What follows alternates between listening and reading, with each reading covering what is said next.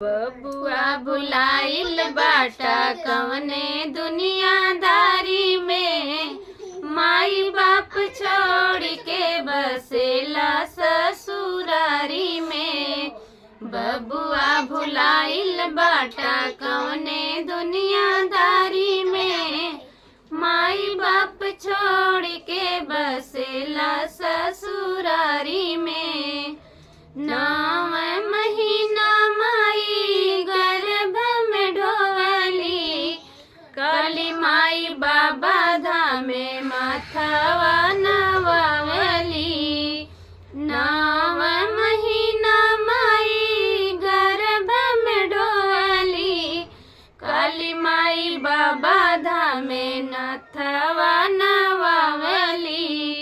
गंगा के छोड़ के नहात बड़ा नाली में, माई बाप छोड़ के बसेला ससुरारी में। गंगा के छोड़ के नहात बड़ा नाली में, माई बाप छोड़ के बसेला ससुरारी में। बबुआ भुलायल बाटा कवने दुनियादारी में, माई बाप छोड़ के बसेला ससुरारी में। भाई भौजाई छोड़ला गाँव टोला, भट्ठा पे दारू पियला खैला बम बम गोला। भाई भौजाई छोड़ला गाँव टोला, भट्ठा पे दारू पियला खैला बम बम गोला। मुँह दाढ़ी तोड़ दिहला कई के मारा मारी में, माई बाप छोड़ के बसेला ससुरारी में।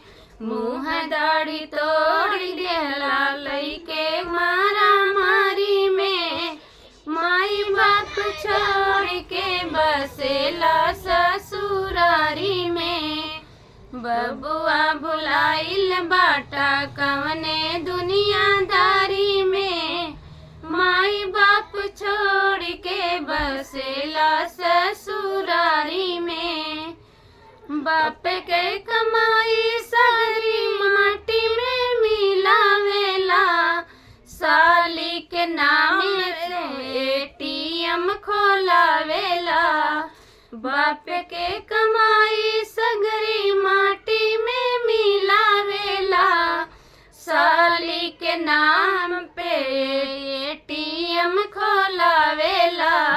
रुपया जमा करेला बैंक सरकारी में, माई बाप छोड़ के बसेला ससुरारी में। बबुआ भुलाइल बाटा कवने